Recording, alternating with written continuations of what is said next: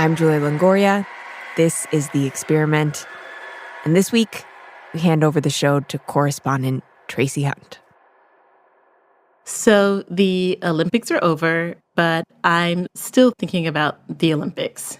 And as with every Olympics, there are new records that were broken and new stars are made. But the thing I can't stop thinking about is the moment when Simone Biles pulled out of the team and all-around events in gymnastics. She said she had been struggling with some mental health issues, and she also didn't feel she could safely do her routines. And this moment made me think about the human costs beneath the surface of these huge athletic spectacles. And so I called Emma Green, who's been thinking about this too. So I should say right at the top, as a full disclaimer, I am the last person in the universe who has a sophisticated opinion about sports. Emma Green is a staff writer for The Atlantic. I am the definition of a regular human being who just loves the kind of pomp and circumstance and excitement and buildup of the Olympics. I always loved gymnastics. I always love the kind of peak artistry that we see gymnasts performing and the kind of drama around it too, right? These young women and men who have worked all their lives towards this goal, and then literally everything depends on whether they can twist in the air the right number of times and land on their feet. When I was growing up, gymnastics was always my favorite event. I think the team that was probably the most impactful for me as a young person was the Magnificent Seven at the 1996 Olympics in Atlanta. The Americans are nailing it, and the crowd loves it. This truly is a team of superstars we've been reading. I definitely remember Dominique Dawes and Shannon Miller, and of course, Dominique Moceanu. And I will tell you that if she nails this place will come apart. I've been thinking about them a lot, too. The 1996 Olympics were so iconic in terms of what they represented for America and American gymnasts and those young women who the entire country was looking to be these record breakers. Double somersault, 2 flips, 2 twists. It was all so exciting and beautiful, but there was a lot going on behind the scenes in 1996 that we didn't know about. Dominique Moceanu was under extreme pressure. She has said she was emotionally abused and starved by her coaches, the Karolis. The Karolis have denied abusing gymnasts. But Moceanu wasn't the only one. Many former gymnasts now say they were abused while competing in elite gymnastics. Disturbing news in the world of elite gymnastics. The former team doctor... In 2016, the Indianapolis Star-Tribune published a series of articles looking into USA Gymnastics, or USAG. As we all know now, the team doctor, Larry Nassar, had sexually assaulted dozens of young girls. And Simone Biles says she was one of his victims, too. And USAG knew about it and turned a blind eye. Larry Nassar, the former head doctor for USA Gymnastics, who treated some of the most famous Olympic gymnasts in recent history, faced just one of more than 60 women who have come forward in the last year to accuse him. Larry Nassar was sentenced to up to 175 years in prison, and USAG's entire board of directors resigned. And it became clear the problem wasn't just a single abuser. It was a whole system that enabled it. And there's one woman who's been at the center of this, who was sort of the first domino. This is a woman named Rachael Denhollander. Everybody who's a gymnast knows who Nassar is. He's not just a normal sports med doc. She is a lawyer, she's a mom, and when she was growing up, she was a gymnast. Years later, she was the first person to go public with allegations against Nassar.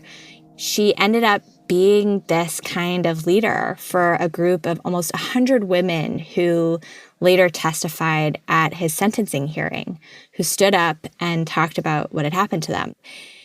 So as I was watching everything that was unfolding over the last week, I just knew I wanted to talk to Rachael Denhollander because she was the woman who kind of got it all started, who was brave enough to stand up and use her name and to really encourage other survivors to speak out.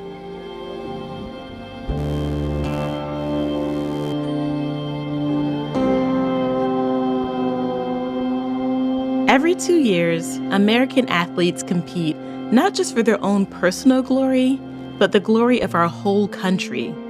But what happens when our glory comes at the expense of young women's bodies?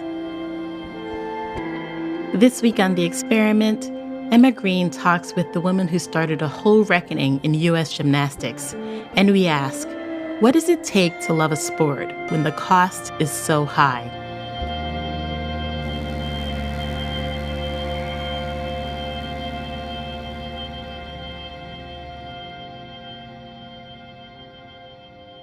All right, so I have a recorder going on my... Emma got in touch with Rachael while she was traveling. Yep, that sounds great. So I'm curious, do you remember the first Olympics you ever watched? So I do. I have vague memories of the 92 Olympics, and I remember very clearly the 96 Olympics because I was around 10 years old. The perspective I had at that point in time was, look at how well these girls are cared for. I remember thinking, look at the great relationships they have. Look at the team. Look at the camaraderie. Look at what they've accomplished together. Look at where their hard work got them, and just being in awe. And I remember very clearly thinking how well they looked like they were cared for, and the community that the gymnastics had. And so looking back at how I watched that Olympics and understanding what was actually going on behind the scenes is just a horrifying reality now as an adult. Yeah, I can only imagine.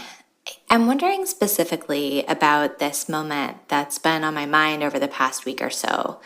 Been thinking about that famous NBC broadcast of Kerri Strug. So Kerri Strug, it is up to her. If she can score 9.493, then she will win the team gold.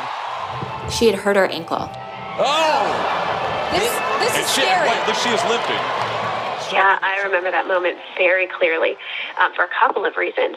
I remember watching Bella and just hearing him say over and over, you can do it, you can do it, you can do it. You can do it. Yeah, you can do it. Don't worry about it. And in my mind, as a 10-year-old, I was watching a grown woman who had poured herself into this sport, being encouraged by a coach who knew what she was capable of. And to a 10-year-old, to me, it looked like this incredible coach who wanted his athlete to succeed, who wanted her to know what she was capable of doing. And it looked like a beautiful moment. It looked like incredible victory.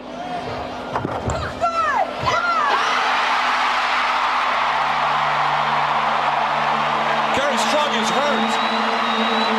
She is hurt badly. We have got to find out if she's a 9.712. She has done it. Kerri Strug has won the gold medal for the United States team. And then I very distinctly remember Kerri being carried off by Marta and handed to Larry. And being so thankful that she was going to get good care because, of course, our athletes got top care, right? Of course she was going to be well cared for, looking at this team of people surrounding her that were there for her, to support her, to encourage her, and to take care of her. And that was my perspective as a 10-year-old. And that was the perspective I took with me as a gymnast. That was the perspective I took with me into Larry's office. If USAG trusts their athletes to Larry, he is the best of the best. And again, looking back at that now knowing everything we know, my interpretation and perspective of those events is wildly different now that I have the context for it.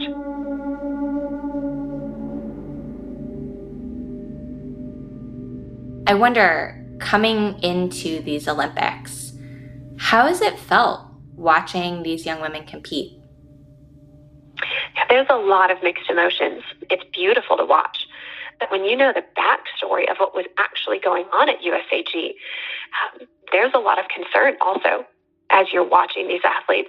A lot of what I think are very legitimate questions. Are they being well cared for? Are they being fed? What is the coaching dynamic like? how much has really changed. Because as we saw for decades, USAG is capable of putting on a very, very good show. And our U.S. coaches are capable of putting on a very, very good show to make it look like our athletes are cared for, when in reality, they're being horrifically abused and systematically starved.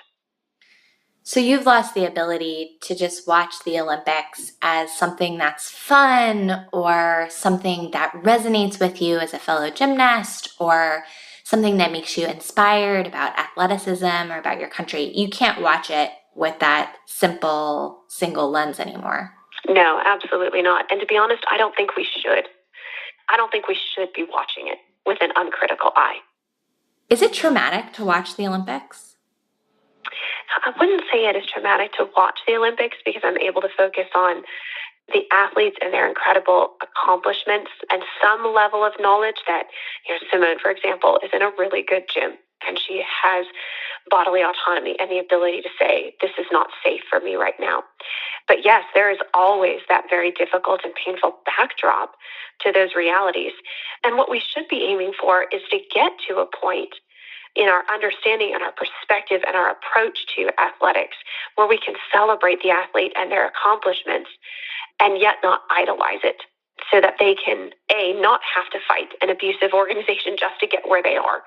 The fact that these athletes have accomplished what they've accomplished with an organization that hasn't cared for them, and that Simone has accomplished what she's accomplished while fighting her own tormentors and abusers, enablers at the same time is incredible, but it shouldn't have to be that way. I've been thinking about that a lot, the individual burden that all the athletes who have been abused by USAG and Larry Nassar have had to carry, but specifically Simone Biles, she said this spring that one of the reasons she wanted to keep competing was because she felt like if a survivor weren't present, USAG would just brush aside everything that's happened and try to pretend like it didn't exist. I had to come back to the sport to be a voice, to have change happen, because I feel like if there weren't a remaining survivor in the sport, they would have just brushed it to the side. But and I keep thinking about that because that's just an incredible burden for a single person to take on. And I have no ability to even conceptualize how that feels. I wonder if you feel like you have some micro understanding of what that must feel like, being someone who has been involved in this and has gotten to know other women who are involved in this case. Yeah, I think to a degree we can absolutely talk in principles about what that's like. I want to make sure, of course, that I don't speak for Simone, because you're right. She occupies a completely unique place in this timeline and in this process. But in general, yes, having your abuse play out as an international headline is horrific. It's like being sexually assaulted with literally the world watching.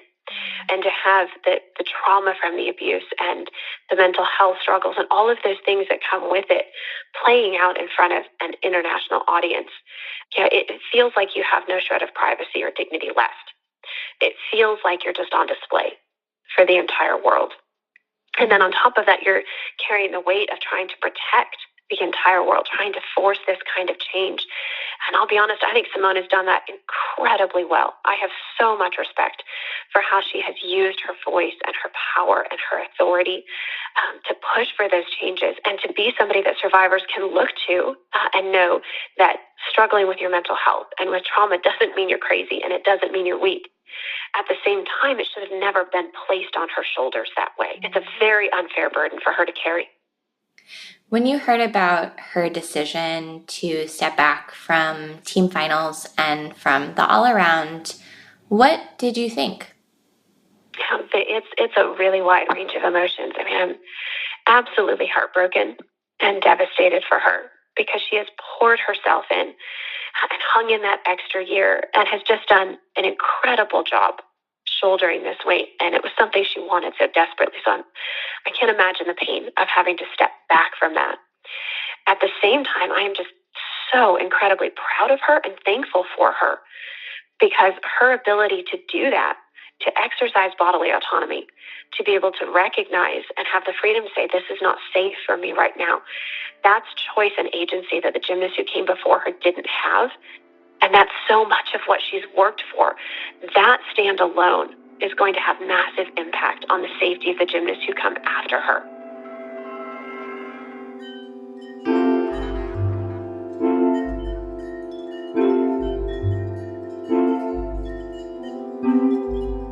USAG hasn't responded to our request for comment. In July, USAG President Lili Leong said in a statement to ABC News, "We recognize how deeply we have broken the trust of our athletes and community, and we are working hard to build that trust back. We know that this kind of meaningful and lasting culture change does not happen overnight." The win-at-all-cost culture of gymnastics is right now undergoing a reckoning. But where does that leave us as viewers? That's after the break.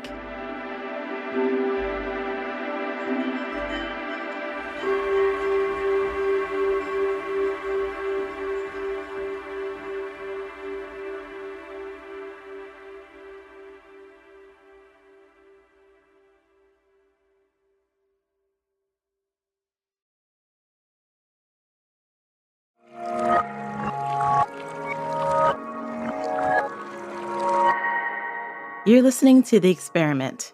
I'm Tracy Hunt. And now back to a conversation between lawyer and victim advocate Rachael Denhollander and Atlantic writer Emma Green. You know, I've been struck by the amount of opinions flying back and forth on her decision. We know a quitter when we see one.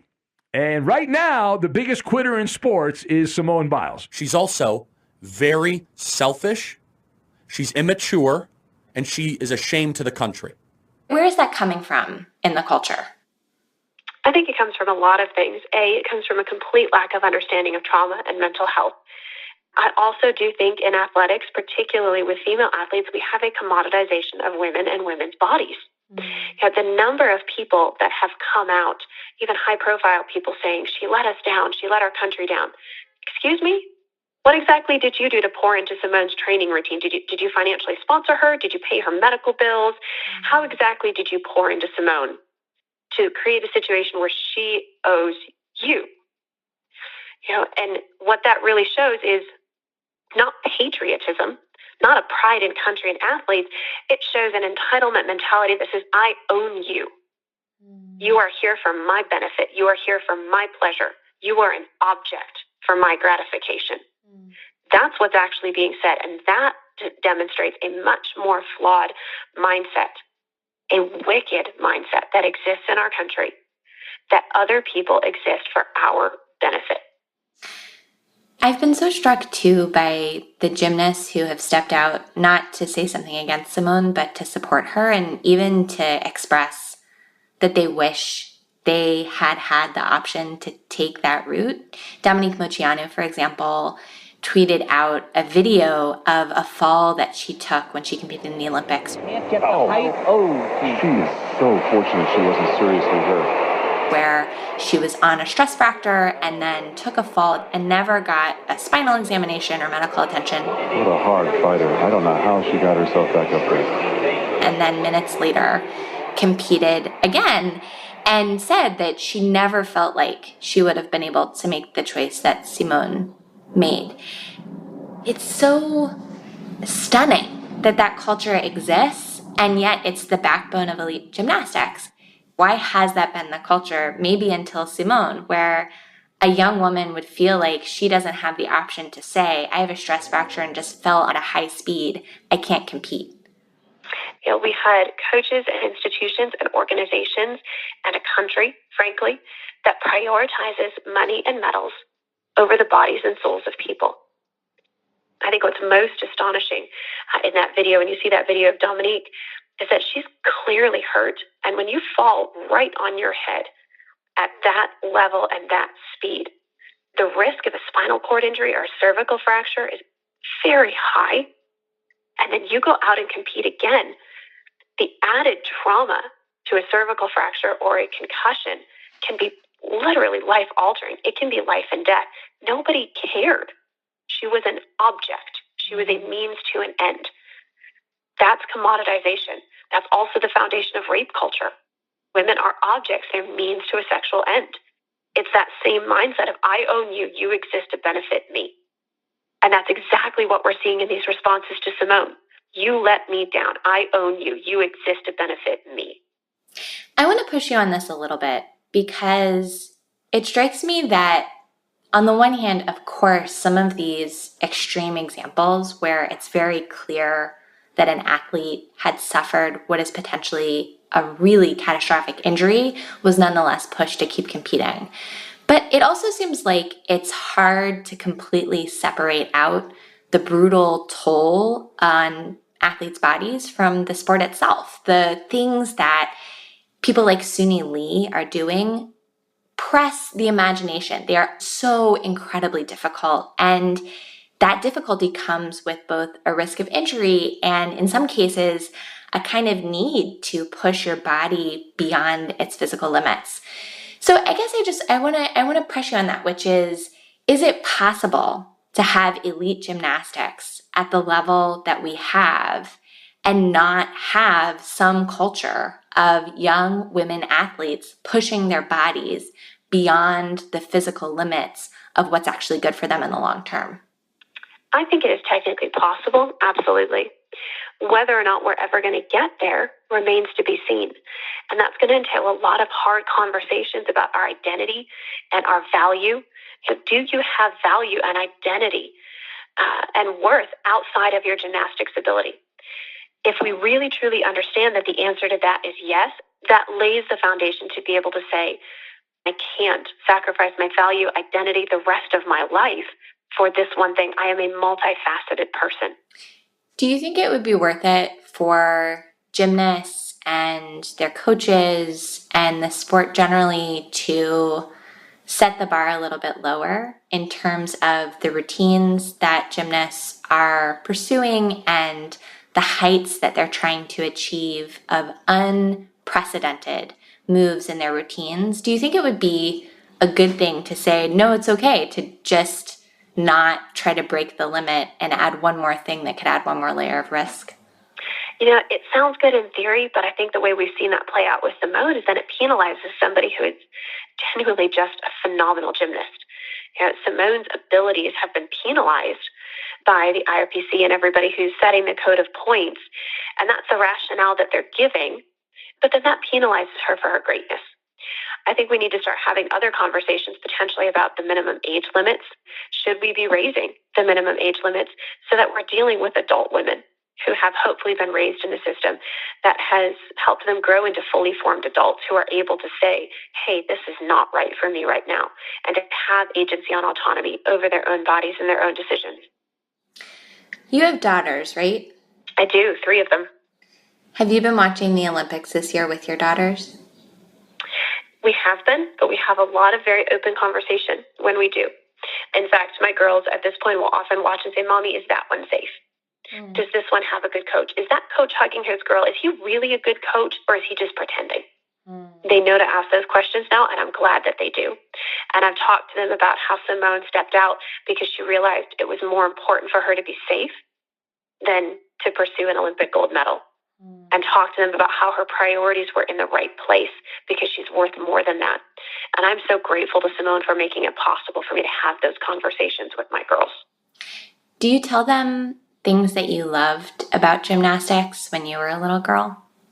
I do, because, you know, the sport is a beautiful sport. And you can learn so much from it. There's so much that I'm so grateful for from the gymnastics that I did. I love the fact that gymnastics is one of those sports where it actually does take a long time to gain a skill. And when I was a coach, that was something I loved the most about working with these very little girls, is it helped them see the long-term benefit of working hard for something rather than having constant immediate gratification, because that skill of working hard for something that doesn't come immediately right away, of falling down and knowing that you can get back up and that you're not stupid or bad or weak because you didn't get it right away, and to not be crushed emotionally by not getting something right away, that's a really important life skill. So I love what gymnastics can teach when it's approached in a healthy way.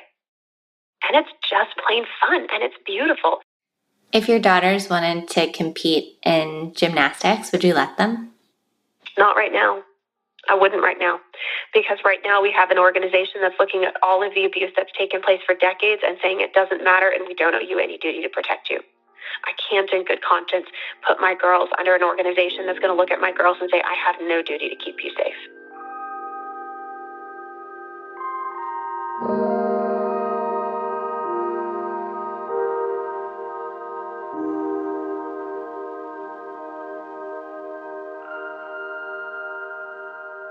You know, Emma, after everything that's happened with gymnastics in the last 5 years and Simone partially pulling out this year, it's made me really think about the Olympic project for the United States, which is, get all the gold medals, get as many gold medals as possible. We want to beat China, we want to beat Russia.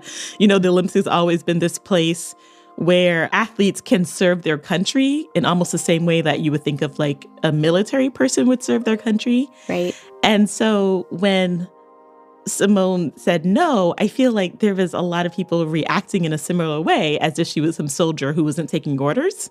Simone Biles went AWOL, right? A dereliction of duties. Desertion is what it is. And when the music stops, I think that was also particularly powerful for me because here was a Black woman saying, no, I'm not going to do that.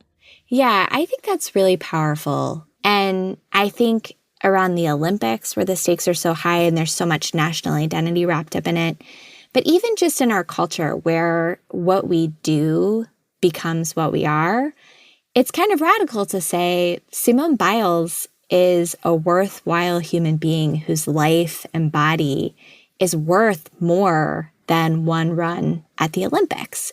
Your worth is more than that. Your body is more than that. Yeah. Yeah. It was especially touching when she actually tweeted that out. And, I feel like sometimes you hear this conversation going around like football, like, is football ethical? I'm like, is gymnastics ethical? There are so many people who, like me, only turn on gymnastics every 4 years. And I have to say, I still love it, even having followed everything that's happened, even being horrified at the abusive culture. I love watching these athletes. So it feels to me like it's not serving anyone to say, turn off the TV, ban gymnastics, don't watch these athletes, because there's clearly so much joy to be had in the sport and so much amazement in the sport that I have to think that there's another lesson to be taken from all of this. Yeah, I think it may come down to maybe what we as viewers expect from these athletes. I've obviously watched the Kerri Strug video over and over again since we've been talking about this and thinking about this. And she was such a hero, and she is such a hero for having made that huge sacrifice. And I think she got a Wheaties box, and she was just this like amazing hero. But I'm wondering if maybe we should be changing our ideas about what a national sports hero should be or can be. Maybe it isn't the person who like sacrifices a potentially devastating injury for the greater glory of the country. Maybe it is somebody who, like Simone, who is going to make a choice to protect herself. Yeah, I think you're exactly right that we should be relearning the lesson of Kerri Strug. But I also think there's the other side of this, which is the athletes themselves chose this path.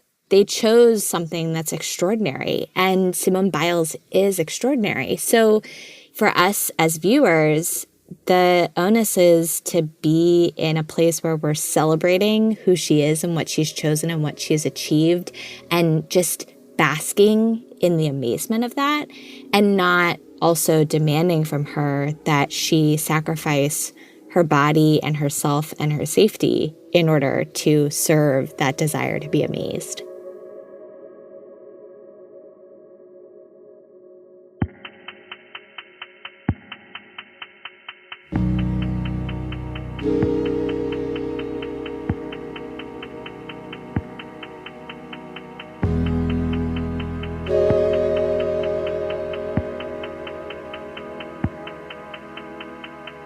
Are you a student and want to join the experiment team?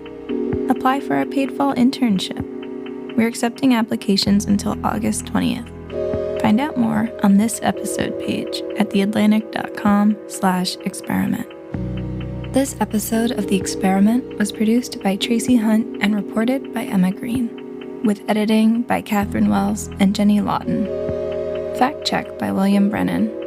Sound design by David Herman, with additional engineering by Joe Plord. Music by Tasty Morsels. Our team also includes Gabrielle Burbet, Emily Botine, Julia Longoria, and me, Natalia Ramirez.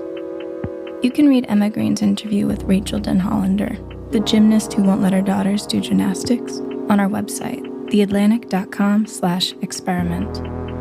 If you enjoyed this episode, please be sure to rate and review us on Apple Podcasts or wherever you listen. The Experiment is a co-production of The Atlantic and WNYC Studios. Thank you for listening.